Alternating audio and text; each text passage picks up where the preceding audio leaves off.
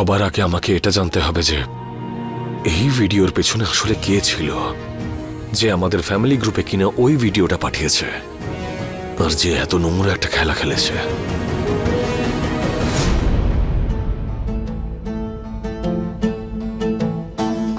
একলাই আঙ্গুর খাচ্ছ? আপনিও তো খাচ্ছেন। বলুন কি কাজ আছে? চলো, তুমি যখন বলছো সবাইকে পরিষ্কার বলেই দিই। ওই যে ঝামেলার ভিডিওটা বাড়িতে এসেছে, সেটা তুমি কিভাবে বানিয়েছো আর কিভাবে সবার মোবাইলে পাঠিয়েছো, সব খবর নিয়ে এসেছি আমি, সব জানি আমি। জেলে শিশির বাবুর সঙ্গে দেখা করে আসছি। বা মামি, মহাচালাক আপনি, সবার খবর রাখেন। ওখানে জেলেও পৌঁছে গেছিলেন, আবার এখানেও চলে এলেন। কি চাই আপনার বলুন তো? আমি তো কখনো এখানে নন্দিনীর শাশুড়ির অহংকারে চলে আসি, না হলে সুমনার বেচারি মামি হই। দুটো সম্পর্ক আছে এ বাড়ির সঙ্গে আমার, কিন্তু তুমি কোন সম্পর্কে এ বাড়িতে আছো বলো তো? হ্যাঁ, দুবার আশীর্বাদ ভেঙে গেছে, আর বিয়ের তো কোনো কথাই নেই। হবে নাকি হবে না, একদম লাট্টুর মতো লাফাচ্ছে ও, কে জানে কোথায় চলে যাবে। আর একবার চলে গেলে না, তোমার আর অংশুমান বাবুর সম্পর্ক ভেঙে যাবে। আর এখানে অনেক লোক আছে প্রশ্ন করার, কাদের কুলের বউ গো তুমি, কাদের কুলের?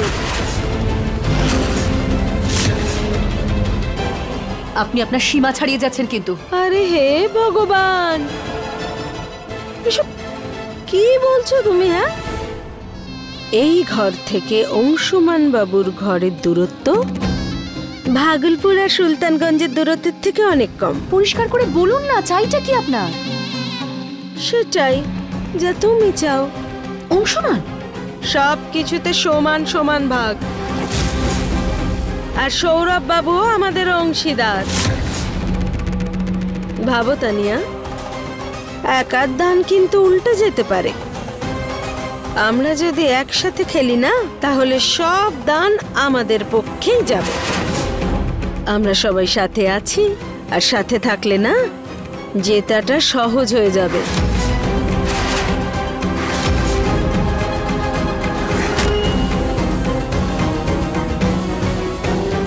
Fine, deal. এর মানে কি? হাত মেলাতে চাইছেন তো?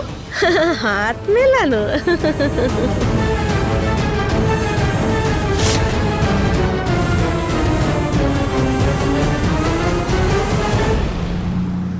মা, আমি ইউএসএ সেটেলই হতে পারছিলাম না, খুব আনকমফোর্টেবল ফিল করছিলাম। তাই শেখর আমায় বলল তুমি আবার ফিরে যাও, আর আমি ভাবলাম আমাকে তো মেডিকেলটা কমপ্লিট করতে হবে, তাই আমি আবার ফিরে এলাম। এবার এখানে আবার আমার পড়া শুরু করব। ভালো করেছিস। সুমনাও পড়াশোনা শুরু করার কথা ভাবছে, দুজনে একসঙ্গে পড়বি।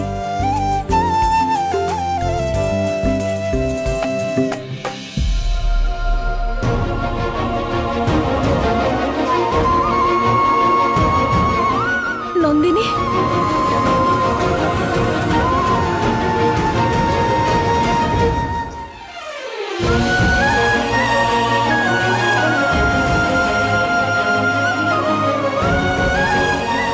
আমি তোকে খুব মিস করেছি নন্দিনী।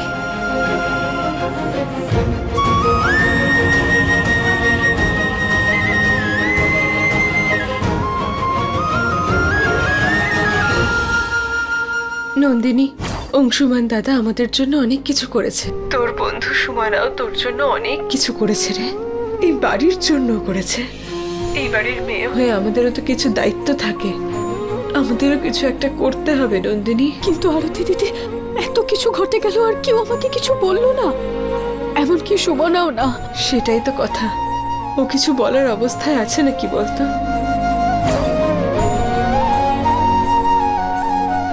তুই চিন্তা করিস না সুমনা, এবার আমি চলে এসেছি তো, এবার আমরা মিলে সব ভুল ঠিক করে দেব। নে এবার একটু হাস দেখি।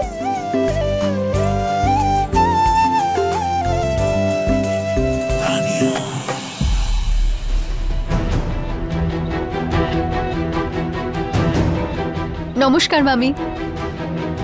হাই তানিয়া, কেমন আছো তোমরা? আমরা ঠিক আছি, তুমি কেমন আছো? ওখানে সব কেমন আছে? ওখানে খুব একটা ঠিক ছিল না আন্টি, কিন্তু আমি এবার চলে এসেছি তো, এখানে এবার সব ঠিক হয়ে যাবে।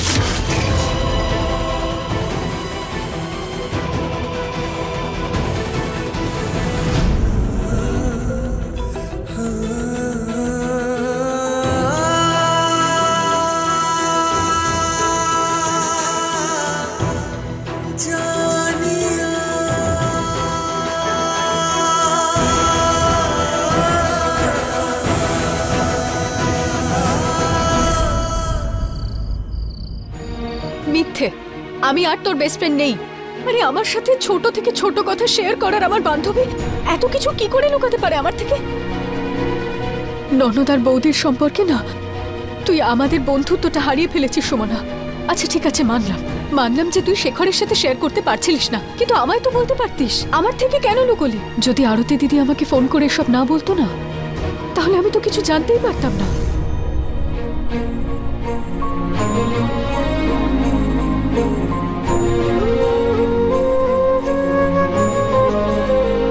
এই মিথ্যে ভালোবাসা আমাকে দেখাস না।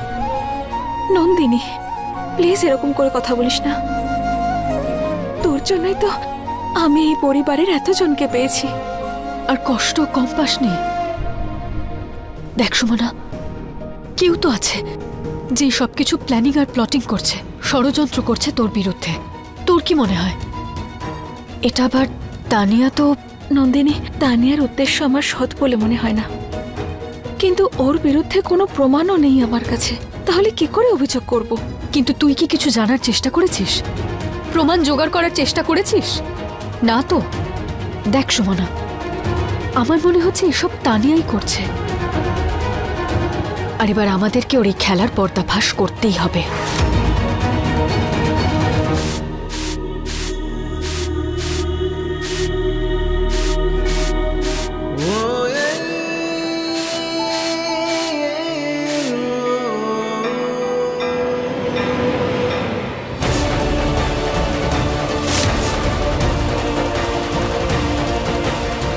আমি সিদ্ধান্ত নিয়েছি যে আজ থেকে সুমনা আর অংশুমান একে অপরের সঙ্গে কথা বলবে না।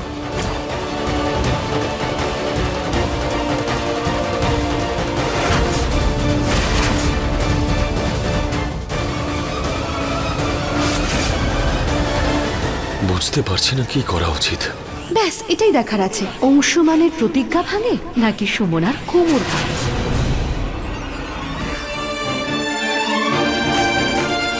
গিরিধারী, এটা আমাকে দাও।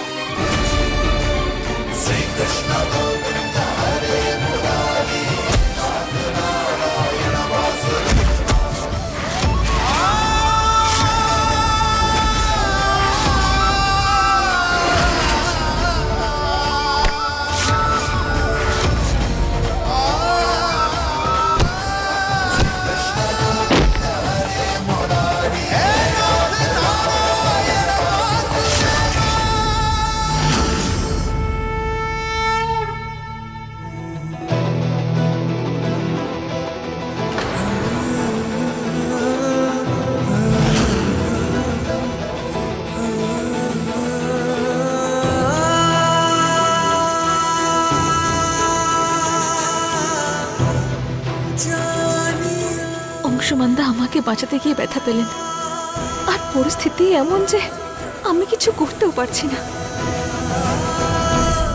নন্দিনী মা, দেখো তো সুমনার চোট লেগেছে কিনা।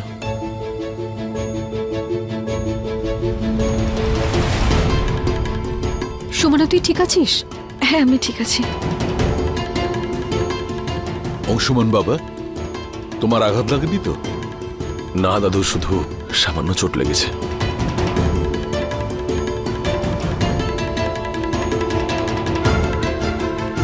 নন্দিনী মা, সুমনার খেয়াল রাখো।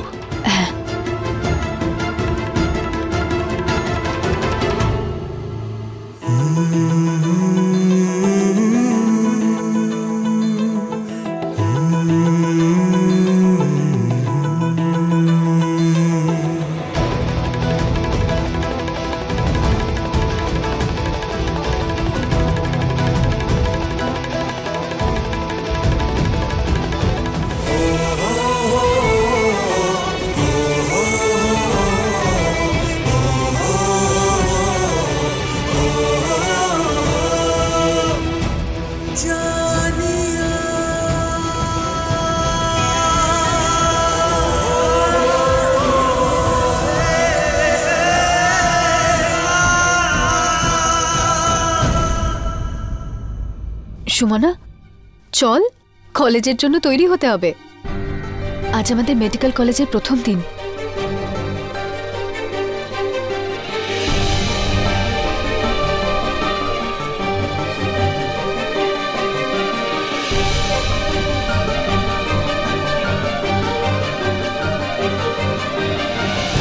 কলেজ?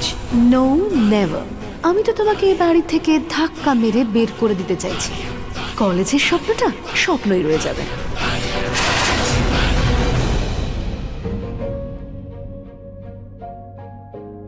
দাদু আজ এক অদ্ভুত দ্বিধার মধ্যে পড়েছেন। আজকের ঘটনার পর উনি যা সিদ্ধান্ত নিয়েছেন, হয়তো উনিও এই সিদ্ধান্ত নিয়ে একটু ভাবছেন।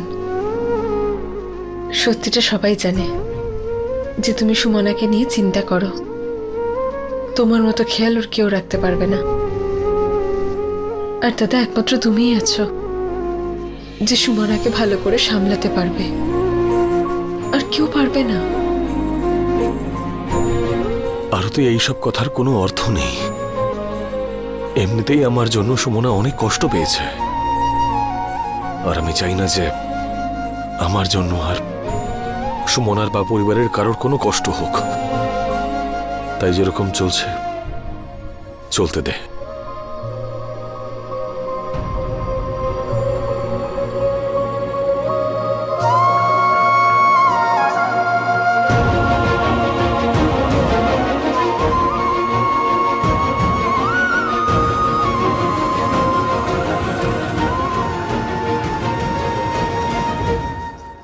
দে এটা আমাকে দে, একটু আরাম পাবো তাহলে। ঠিক আছে, তুমি যা বলছো সেটা একদম ঠিক, কিন্তু আমি বুঝতে পারছি না। যেমন আছে তেমনই বিষয়টাকে ছেড়ে দিই। তোমরা দুজনই দুজনকে নিয়ে যথেষ্ট ভাবো। শুধু এই সবের মাঝেই দাদুর শর্ত এখন দাঁড়িয়ে। এটা সুমনাই আমাকে দিয়েছে তোমায় দেওয়ার জন্য। দাও।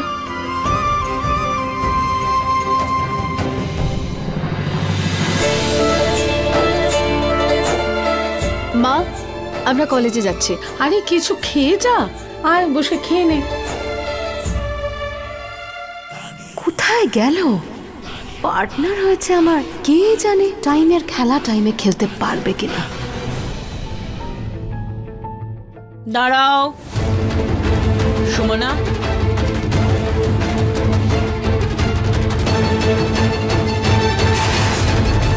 আরে তানিয়া, আমরা যখন হাত মিলিয়েছি সাথেও তো থাকবো না? তুমি যখন চাইছো না যে সুমন কলেজ যাক, তখনও যাবে না। কিন্তু এটা কি করে হবে? আমার কাছে একটা বোম আছে যেটা যে কোনো সময় ফাটতে পারে। আমাদের শুধু তাতে বারুদ ভরতে হবে। তুমি কিছু খাওনি তো? যাক, ভালো হয়েছে। কিন্তু দিদি, কি হয়েছে? সুমনা এক্ষুনি পুজো করেছে, তৈরি হয়ে কলেজ যাচ্ছে। কি? কোথায় যাচ্ছে? কলেজ? আরে তুমি কি জানো আজ কোন দিন? আজ একাদশী, আর তাও বৈকুণ্ঠ একাদশী। নন্দনের মৃত্যুর পর প্রথম একাদশী।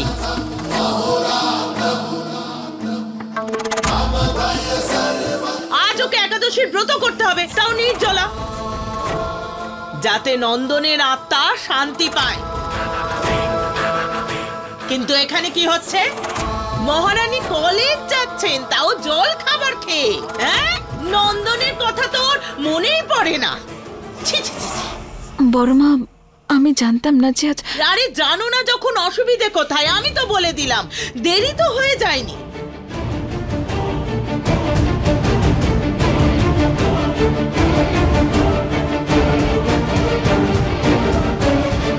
একজন বিধবার দায়িত্ব হলো যেসব কাজে তার স্বামীর আত্মা শান্তি পায় সেসব কাজ তো তাকে করতে হবে। পুজো পাঠ, ব্রত, তপস্যা সবকিছু করতে হবে। সেটা তো ছাড়তে পারবে না, তাই না? বলো। আমি তোমাকেই বাড়িতে মেনে নিয়েছি, কিন্তু তোমাকে যদি এই বাড়িতে থাকতে হয় তাহলে একজন বিধবা তার স্বামীর আত্মার শান্তির জন্য যা যা করে সেগুলো তো তোমায় করতেই হবে, যাতে নন্দনের আত্মা মুক্তি পায়। বুঝেছ? তুমি এখন যাও। বাবা, নারায়ণ পুজো তো সন্ধ্যাবেলায়, যদি সুমনা উপোস করে কলেজ যায় আর কলেজ থেকে ফিরে এসে পুজো করে উপোস ভাঙে তাহলে? এই যে ছোট, এই ব্রত উপবাস আমি আমার মৃত্যুর পর আত্মার শান্তির জন্য করাচ্ছি না ওকে দিয়ে। এটা নন্দনের জন্য করছেও, আমাদের নন্দনের জন্য। নারায়ণ পুজো তো সন্ধেবেলাই হবে, কিন্তু পুজোর আয়োজন, ঠাকুরের ভোগ রান্না এসব কে করবে? হ্যাঁ বৌঠান, সুমনা ব্রতর ব্যাপারে কিছুই জানে না, এ বাড়ির প্রথা ওর কাছে অজানা। আর বৌঠান, আপনি চাইছেন যে ও সন্ধে পর্যন্ত নির্জলে উপোস করে থাকুক? বাবা মশাই, বাবা, কোনো ব্যাপার নয়। বড় মা, আমি এই ব্রত অবশ্যই রাখতে চাই নন্দনের জন্য।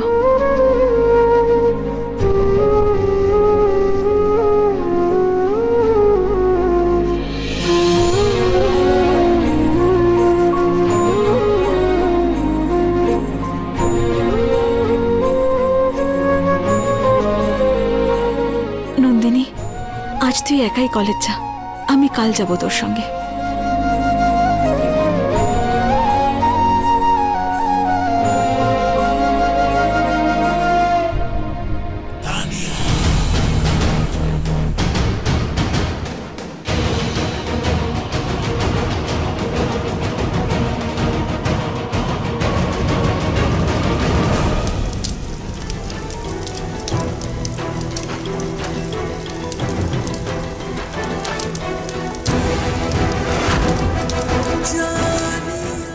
সুমনদা, আপনি ছেড়ে দিন।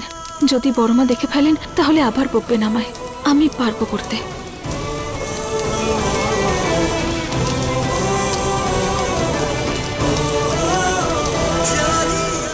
অংশুমানদার কাছ থেকে সাহায্য পেয়ে এমন হয়ে গেছে যে আমার যখনই প্রয়োজন পড়ে তখনই যেন আমি ওনাকে আমার সামনে দেখতে পাই।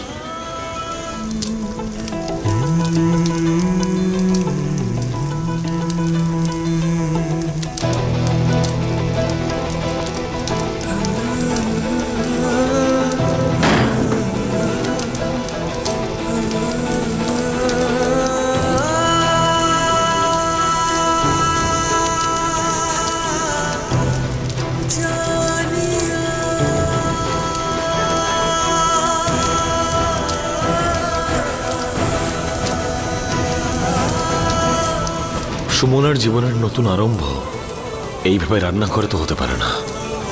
আমাকে সুমনার জন্য কিছু একটা করতে হবে।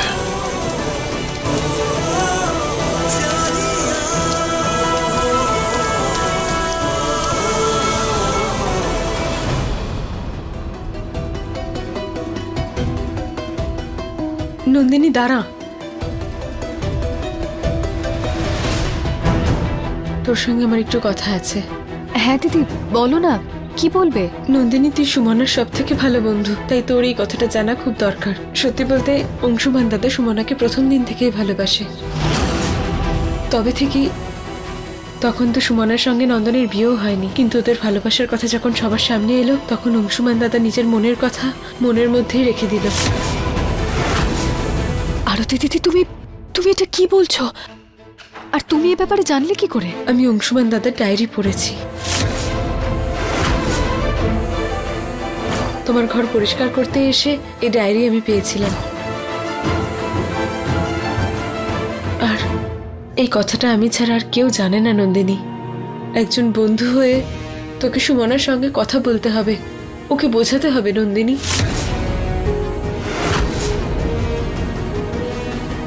হ্যাঁ দিদি, কিন্তু আমি কিভাবে? দেখ নন্দিনী, এতে কারোর কোনো দোষ নেই। আর ভালোবাসা জিজ্ঞাসা করে হয় নাকি বলতো নন্দিনী? হ্যাঁ দিদি, কিন্তু তুমি তো বাড়ির পরিবেশটা জানোই, তার মধ্যে এই ব্যাপারটা এতটা সেন্সিটিভ না দিদি। আমরা আপাতত এই কথাটা আমাদের মধ্যেই রাখি। এমনিতেই বাড়িতে একটা উত্তপ্ত পরিবেশ হয়ে আছে, তার মধ্যে এই কথাটা যদি সবাই জানতে পেরে যায় তাহলে আগুন লেগে যাবে আর সবকিছু পুড়ে ছারখার হয়ে যাবে। আমাদেরকে সঠিক সময়ের অপেক্ষা করতেই হবে দিদি। কথাটা একদম ঠিকই বলছিস তুই, কিন্তু আমি কি করব? আমি অংশুমান দাদার কষ্ট আর দেখতে পারছি না নন্দিনী। আমার বানানো রান্নাটাকে নষ্ট করার চেষ্টা করছে এরা দুজন। আমি এরকম হতে দেব না। সুমনাকে অংশুমানের জীবন থেকে বের করে দেওয়ার জন্য এটা আমার কাছে একটা দারুণ ওয়েপেন।